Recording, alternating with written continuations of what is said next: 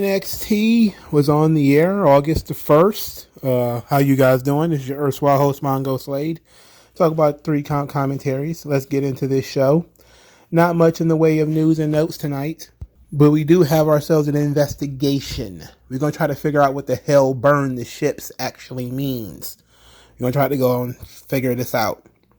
Okay, meanwhile, the Gallus and the D'Angelos are fighting in the parking lot because that's the place where you want to fight. You want to fight in the parking lot. This led to the D'Angelos going to the training room and Tony D'Angelo wanting to fight all of Gallus, but it's 3-on-2. So what are you going to do? You're going to have to bring in a mystery partner. A mystery partner. So later on, Tony D'Angelo is on the phone with his mystery partner. He says that if this guy helps him out in this situation, they'll be square. This leads us to the main event of the evening. Yeah, just that fast.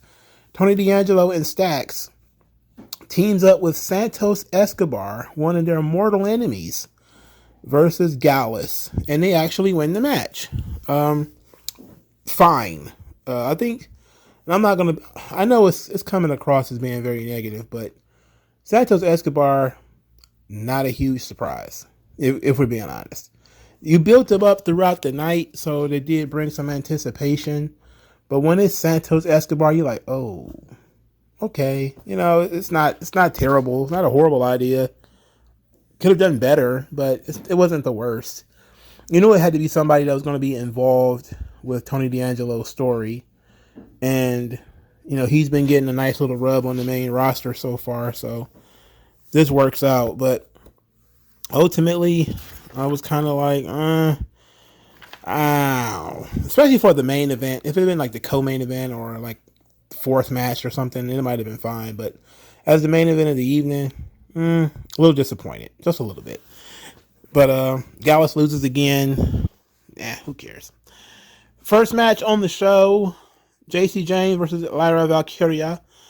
JC Jane did not have an entrance. She basically snuck in through the back and took over commentary and says that she's going to finish tonight where she started at Bash at the Beach.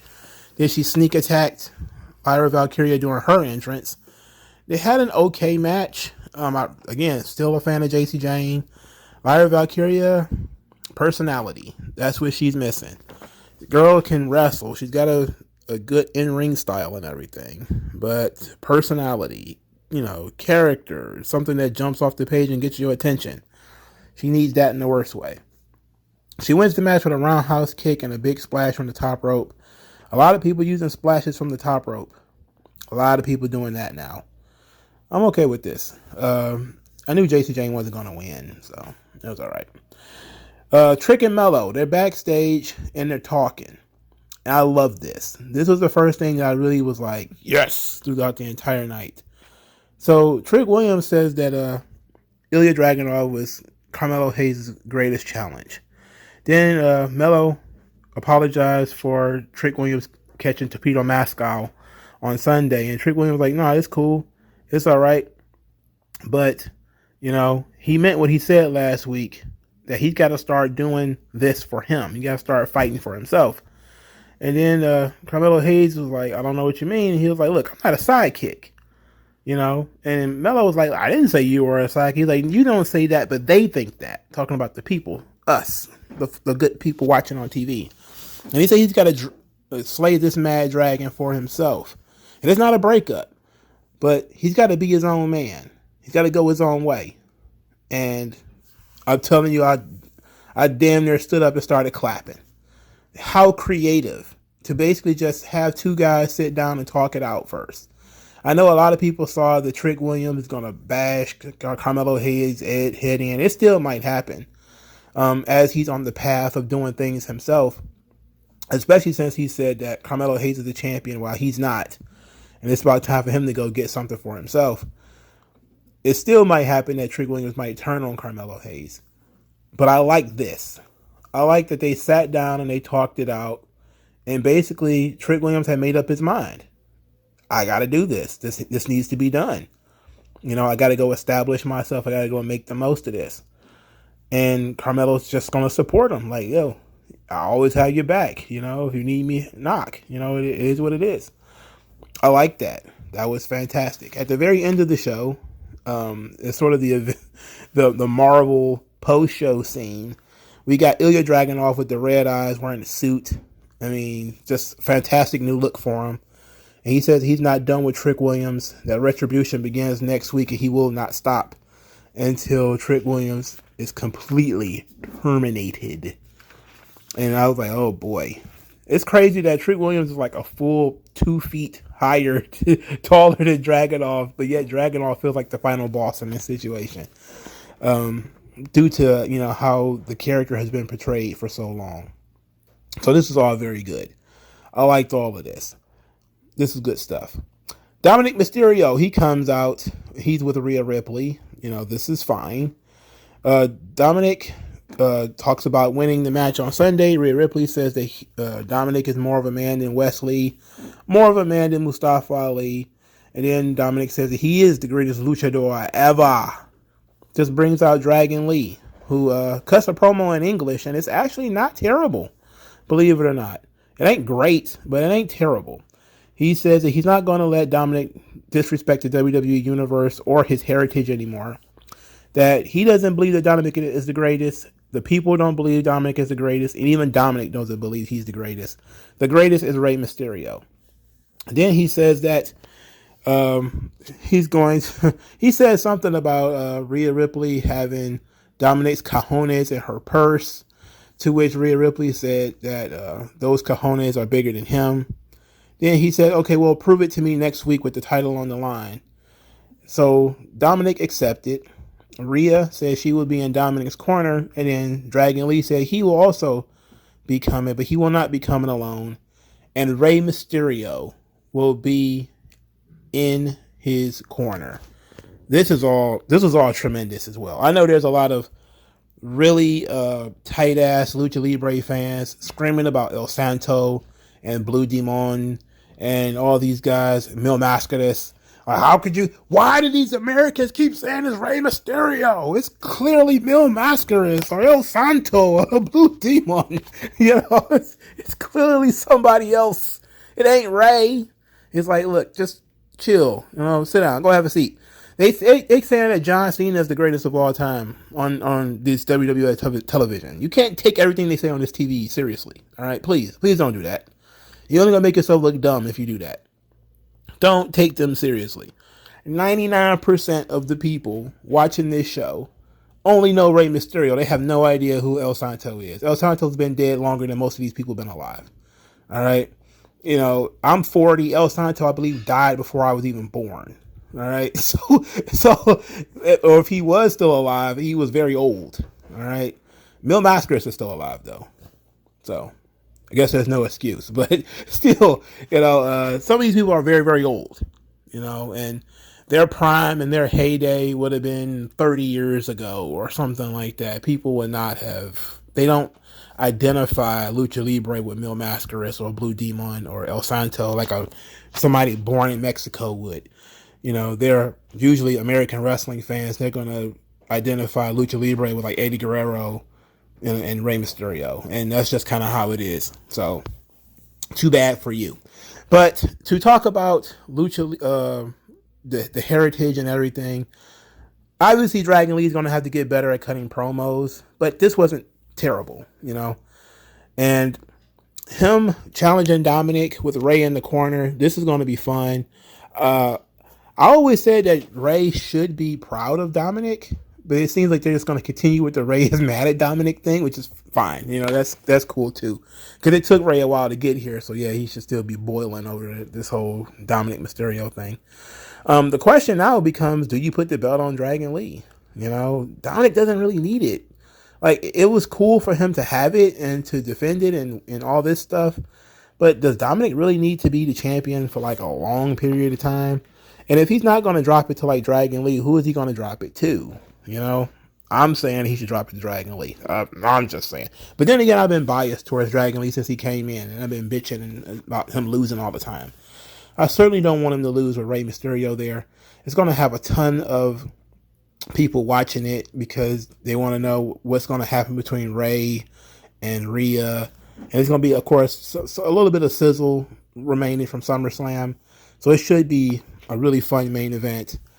And Dragon Lee hopefully walks out with the title, and then Dominic can go back to Raw or whatever. And who knows what the hell will be going on at that point. But then again, he can also stay in NXT as a North American champion because he's doing a really good job at this.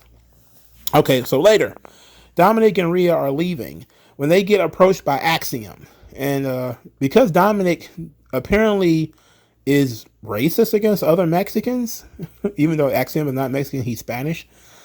So he thinks that Axiom is the same person as Dragon Lee. So he says that, oh yeah, you're the guy who told me how much you loved my dad earlier.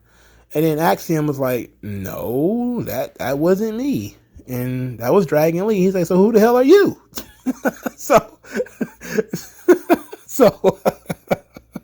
oh, poor Axiom. You've been on TV for almost a year now. Everybody's like, who are you again? That's how you know when you're solidly low mid card. So Mustafa Ali gets in the way. He actually asks Axiom to excuse him. Like, excuse me, I got to talk to this guy. He's trying to talk to Dominic about getting a rematch. He wasn't the one who was pinned in the triple threat match. Dominic ain't trying to hear that. Axiom keeps taking Mustafa Ali's attention. And then he finally turns around and is like, look, I'm just, just relax. I need 1 minute with Dominic, then I'll, get out of the way. He turns around, Dominic's gone. He walks off. He sauntered off. And now Mustafa Ali is face to face with Axiom. And Axiom says that, hey, this is kind of disrespectful. I was talking to this guy, trying to get me a title match, and you just came in here and stole my spotlight. And then Mustafa Ali yelled at him and says, well, you've been disrespected. Try being disrespected for 6 years. And I'm like, whoa, you need therapy. You need somebody contact a psychologist. You yelling about this guy about something that ain't got nothing to do with him. But I like this. Of course, Axiom versus Mustafa Ali could be perfectly fine. Ali is still challenging and running around for this belt, so he's not out of the conversation totally. So this is good. I like this too. Not a huge fan of Axiom, but okie dokie. It is what it is. The mid-card guys in NXT just pop up in any old place. They really do. Speaking of which, Wesley, he was stormed into Carmelo Hayes' locker room. He was throwing chairs, kicking stuff, throwing water bottles, all kind of stuff. Carmelo told him to chill out. What the hell is going on with you? So Wesley is running off about how he's lost like 4 weeks in a row or 3 weeks in a row, whatever. And, he's frustrated. He's tired of this. So Melo told him, like, look, man, stop with all this self-pity. So then Wesley gets in his face and says that, you say it's self-pity, but I've been barely creeping by for weeks now. Then they said, you don't know what it was like. I was a champion for all this time. Now I'm on a losing streak. I don't know what this is like. And Carmelo Hayes was like, look, man, what are you talking about? I know the pressures of being a champion. I see why Braun Breaker snapped, And they was nose to nose at one point before Noam Dar slid in there carrying his fake Heritage Cup. And somehow this ended up being a fight between all of them because Noam Dar said something about Wesley losing to Dominic Mysterio. So this leads to a tag team match later, which was the Metaphor, meaning Noam Dar and Oro Mensah, versus Wesley and Carmelo Hayes.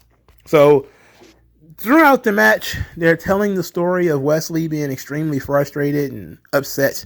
Even at some point in times, he's getting kind of a bad attitude about Carmelo not tagging him in.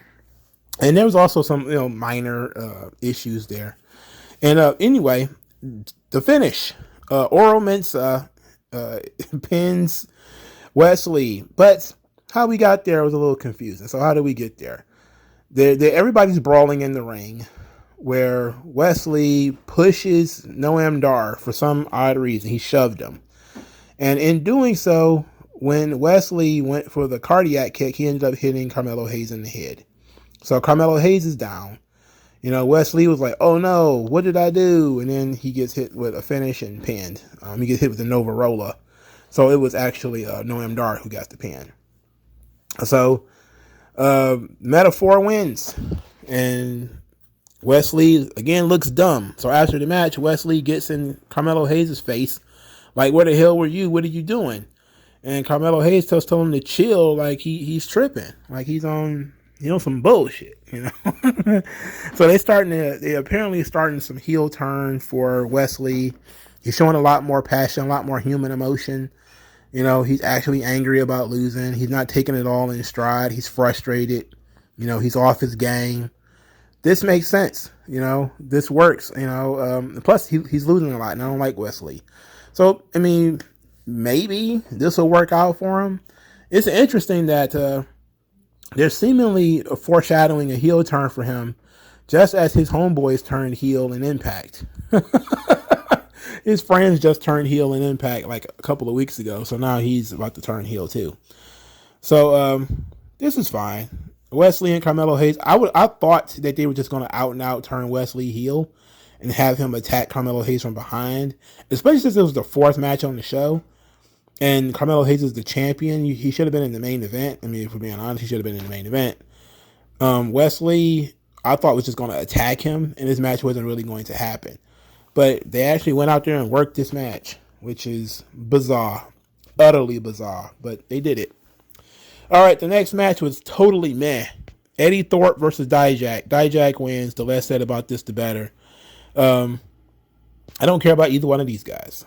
Electro Music Tatanka and not Big Boss Man. Not the best. Moving on.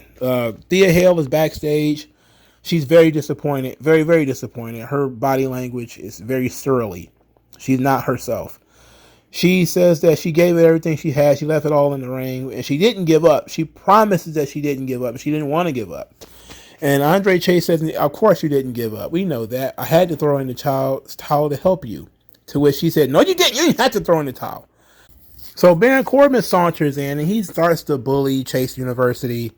He starts, talking about Thea Hale being a loser. He wants them to wrap this promo up. He's got better things to do than to listen to these people. To which he starts saying, all right, let's cut it straight. Listen, little girl. This job isn't for everybody. You're a tough little girl who peaked on Sunday. You'll never be champion. Basically get out of here. To which Andre Chase got mad and challenged Baron Corbin to a match. Okay. Not a fan of that because I don't like either one of these guys. But it was the fifth match on the show. Baron Corbin defeats Andre Chase with the End of Days. At this point, I know it popped up on Sunday because I did watch Great American Bash twice. And I noticed it. I didn't really notice it the first time I watched it. I did notice it the second time. And I definitely noticed it on this show, that burn the ships thing with Baron Corbin. We got to investigate that. I'm going to look and see what the hell that is. But first, let's talk about this match. So, I didn't care about this match, just being fair. I don't like Andre Chase, don't really like Baron Corbin, but I do like Thea Hale. So I was paying attention to her, and she was pouty outside the ring. Baron Corbin actually utilized a single leg Boston Crab, which is what she lost to, of course. And then Thea Hale threw the towel in, but the referee didn't see it. And instead, Baron Corbin snatched the towel up and threw it outside the ring. Duke Hudson didn't like that. Thea Hale got mad and stormed off. And then this basically continues with End of Days, and Baron Corbin wins. So that was the end of that. So Thea Hale, we can see that she's getting bitter. She's very bitter. I said it before that she probably should probably be a really good heel. I don't think she's going to be a heel, though. I just think that she's going to be a very frustrated babyface. And maybe she'll become a little bit more serious. And I think that's what she needed, like being the highly energetic, fun-loving babyface is cool for a while. She's been doing that for like 2 years, though. Like she's been in NXT for a little while now. Not, a long, long time. She's not, Aaliyah, or anything like that. But she's been down there she was a jobber for a little while, of course, and then she wasn't wrestling for a long time, and she's been wrestling off and on for about a year. So it's time to start growing the character, and the character can do a lot of growth without being the champion, without winning the title. And getting so close and losing could be a very important character moment for her. Getting close and losing can be just as important as winning, if we're being honest. And she was very close before losing. So I'm really entranced in Thea Hale. I really like what they're doing with her. We'll see how they're going to build on this next week. Whether Duke Hudson is going to end up getting involved with this or trying to take a side. Like, what's going to happen here? So that's what a good story should do. It should leave you with questions about how each character is going to respond to the plot point. So now Thea Hale threw in the towel for Andre Chase, but, she got saved because Baron Corbin didn't want to win that way. And, next week she's going to have to explain why she did that. And Duke Hudson might kind of pull her to the side and say, hey, what's going on or whatever. So that's going to be very cool. Look forward to that. All right. Now, despite I said this is going to be an investigation, I didn't say it was going to be a thorough investigation. So basically what happened is I Googled burn the ships. I wanted to know what that was. Like, what does that even mean? So what I got was a song called Burn the Ships. It says Burn the Ships is a song performed by an Australian Christian pop duo for King and Country. The song impacted Christian radio in the United States on August 30th, 2018. Becoming the third single from Burn the Ships 2018, the song was written by Matt Hales, Seth Mosley, Joel Smallbone, and Luke Smallbone. Smallbone. What kind of name is that? Anyway, there's the lyrics to the song, because I did look that up. Basically, I just Googled Burn the Ships. I didn't go look any deeper than that. I didn't try to decode this thing. It says, how did we get here, all cast away on a lonely shore? I could see in your eyes, dear, it's hard to take for a moment more. We've got to burn the ships, cut the ties, send a flare into the night, say a prayer, turn the tide, dry your tears and wave goodbye. Step into a new day. We can rise up from the dust and walk away. We can dance upon our headache, yeah. So light a match, leave the past, burn the ships, and don't you look back. Don't let it arrest you. This fear is fear of falling again. And if you need a refuge, I will be right here until the end. Oh, it's time to burn the ships, cut the ties, send the flare into the night, say a prayer, turn the tide, dry your tears, and wave goodbye. So it's basically about leaving the past behind. So this feels like a Shawn Michaels decision. This does not feel like a Baron Corbin decision. Do you think Baron Corbin is a character, from the look of him, that sits back listening to Christian pop? Is that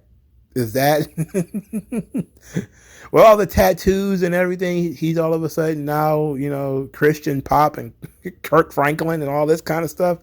I don't know. This feels like Shawn Michaels is sitting in the car like, you got to burn the past. And since we're burning the past with Baron Corbin, we're just going to go burn the past with this, and we're going to burn the ships. Burn the ships. It's probably not, I don't know. I don't know about this burn the ships thing, man. It's so weird. It's so weird and over the top. I have no idea what it is. What is it supposed to mean? Please explain things.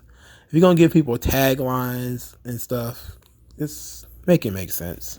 What is burn the ships? Burn this shit. Next, Dana Brooke is watching her match with Kalani Jordan. She's watching her match with Cora Jade, I should say. No. How do I phrase that? Dana Brooke is with Kalani Jordan, watching Dana Brooke's match against Cora Jade. How about that? So Dana Brooke is talking about how, hitting Cora Jade with the kendo stick took her to a dark place. And she was tired of seeing all the negativity online about her. And it just made her see red. And then she looks over to Kalani and says that, all of this gymnastics that we've been doing, that's fun. But that's what you need to. You need to find some aggression. You need a killer instinct. You need to go out there and call somebody out. And Kalani Jordan was like, call somebody out. You're in a TV show when you repeat the last thing somebody said. Nobody ever does that in real life. Nobody ever says, like, call somebody out. And you're like, oh, yeah, call somebody out. Huh. No, it never happens in real life. It only happens on TV. So, she says, go call somebody out. And Kalani Jordan is thinking about who she's going to call out. Not a big fan of this. Later on, Cora Jade is pitching a bitch. She quit Twitter. She also is apparently quitting NXT because she went and cleaned out her locker, yelling about how she's leaving, and that Dana Brooke trying to steal her spot, and the fans are all in her business, so she's leaving. She's taking off. She wants everybody to know that she's leaving. She's leaving, y'all. She's got all her important papers, book bag. She's taking the magnet off the refrigerators. She's out of here. She's leaving, y'all. I'm leaving. I'm like, okay. Let them know I am leaving. I'm like, all right, get your ass out of here. She announced it to the entire locker room. She wasn't dressed like a skater this week, though. She was wearing like sweats and stuff. So maybe this might be a new character for her. Cora Jade ain't going nowhere. Maybe they'll call her up to the main roster, but I don't think they would make a big deal like this out of it if she was going to get called to the main roster. Her leaving Twitter was, I guess, frustration over, losing to Dana Brooke. It was all a gimmick. I knew it was a gimmick when they did it. People thought like, oh, she was being chased off Twitter because of negativity. Like, no. You see that she's using it on TV. She's announcing. I hate how pretentious it is for people to announce their comings and goings. I will be there. And somebody said, I will not be there. I'm leaving. You're like, oh boy, just go, please. Save us all the trouble. Just get your ass out of here. So Cora Jade apparently is going to take off. But I don't think this thing with Kalani Jordan and Dana Brooke is over. I hope the Dana Brooke part is over. But who is Kalani Jordan going to call out? That ought to be interesting. Is it going to be Dana Brooke? Could it possibly be Dana Brooke she's going to call out? That could be interesting. All right, so the third match on the show, Valentina Feroz and Elisa Leon versus Lola Vice and Elektra Lopez. Now, this is Lola Vice's in-ring debut. She's been on the show a few times, but she hasn't wrestled yet. So Lola Vice wrestling on this show, interesting. She takes good bumps. Offense definitely needs some work. She uses her butt as an offensive move. A lot of hip attacks and stuff like that because she has a nice little frame. Lola Vice is hot. She's hot. Elektra Lopez, fine ass. She's hot too. The match was short. They didn't get too complicated. They kept it pretty simple. Elektra Lopez is not very agile. You can just look at it and just tell she's thinking her way through the match. It hasn't come naturally to her yet. Lola Vice is basically a rookie. Not that big of a deal. Even if she's not that great right now. She wasn't terrible, though. What I do like is Booker T on commentary as as Lola Vice wins the match with a round kick or something like that. He's like, she put some salsa on it. Salsa. She putting some salsa on it. All right. That's fun. All right. Next, Braun Breaker threatens Von Wagner by saying that it was very touching stuff to see Von Wagner's childhood and hear about his childhood stuff. But Von Wagner's a nobody, just like his daddy is a nobody. And Von Wagner is soft. And if he doesn't like what he said, he can come talk to him. But he said that picture with that scar on your skull is going to be nothing compared to what I'm going to do to you when I get my hands on you. And I'm like, man, Von Wagner is a big guy. He's too big to bully. He's a little too big to bully. But Braun Breaker's going to try it. He called Von Wagner soft. Don't no man call me soft. No man call me soft. He called him S-O-F capital T. Oh my goodness. Let's see what Von Wagner do. They're going to have a match next week. I'm only slightly good with that. Very slightly good with that. All right, Tiffany Stratton. She cut a promo where basically she says that she's going to be back next week. I noticed how quickly WWE jumped on the Barbie bandwagon and just slathered Tiffany Stratton and Barbie all of a sudden. I mean, she even has the same font for her name and stuff now. I mean, could you not be so obvious? We know what you're doing. Okay, just make it less obvious, please. Next, I forgot to talk about this, maybe because it doesn't matter that much. But Tyler Bate ended up challenging Noam Dar. I thought it was Nathan Frazer because I wasn't looking at TV. I was like, who is this small European man? Oh, it must be Nathan Frazer. It ended up being Tyler Bate. And he's challenging Noam Dar for Noam Dar's Heritage Cup. I don't know where Tyler Bates been. I don't care.